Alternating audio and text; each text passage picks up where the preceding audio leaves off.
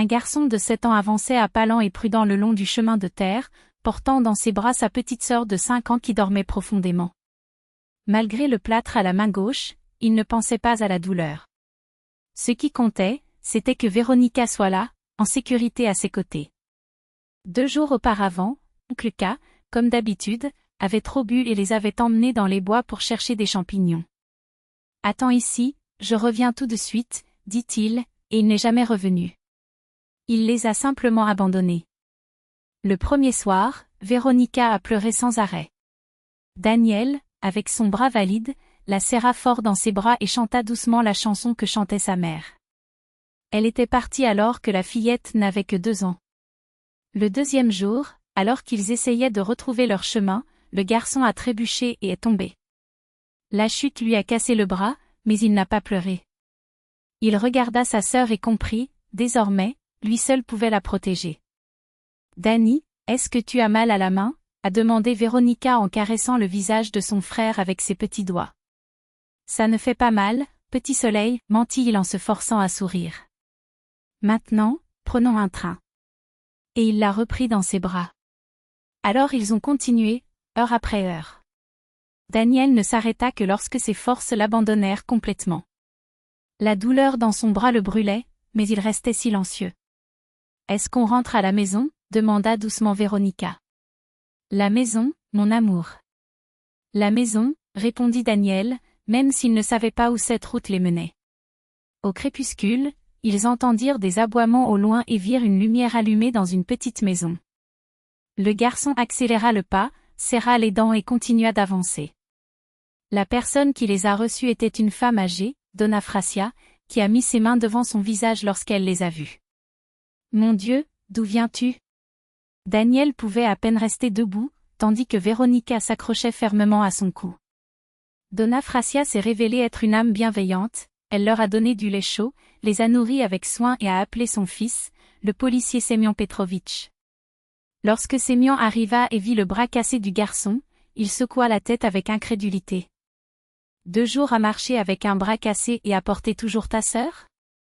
Ça, c'est du courage. » À l'hôpital, le docteur Ivan Sergueïevitch, homme expérimenté et père de petits-enfants, a longuement examiné la radiographie en secouant la tête. « Comment as-tu enduré autant de douleurs, mon garçon ?» Daniel a simplement répondu, « Que puis-je faire d'autre ? Véronica est petite. » Le médecin regarda ses enfants maigres, effrayés, mais pas vaincus et sentit son cœur se serrer.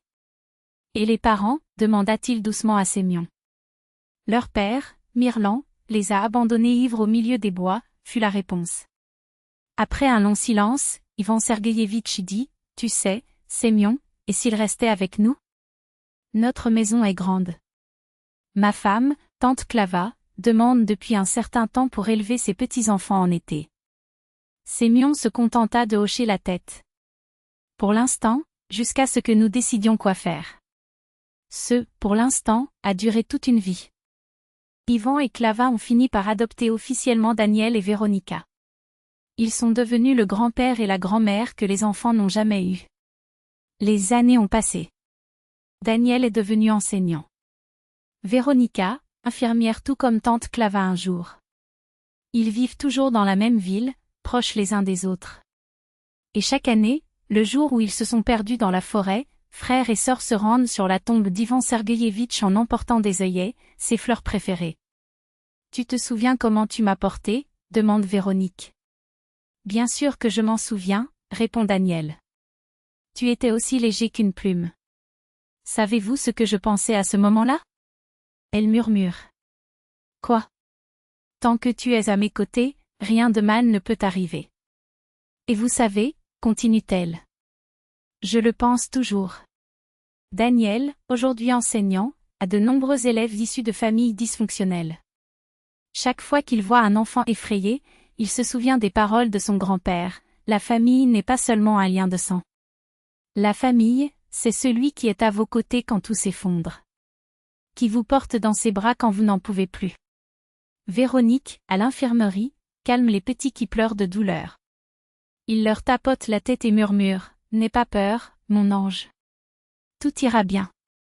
Il y a toujours quelqu'un pour te protéger. » Parce qu'elle le sait, l'amour est plus fort que la peur. La gentillesse trouve toujours un chemin vers le cœur. La famille n'est pas seulement celui qui vous a créé, mais celui qui vous a choisi, celui qui a ouvert les portes et qui vous a dit « Restez ». Vous nous êtes nécessaires. Le chemin du retour peut être long et ardu, mais à la fin de ce voyage, ce qui attend toujours, c'est l'amour. N'abandonnez pas, croyez simplement. Comme le croyait ce garçon de 7 ans, qui portait dans ses bras non seulement sa sœur, mais tout leur avenir, et qui a trouvé, pour elles deux, un véritable foyer.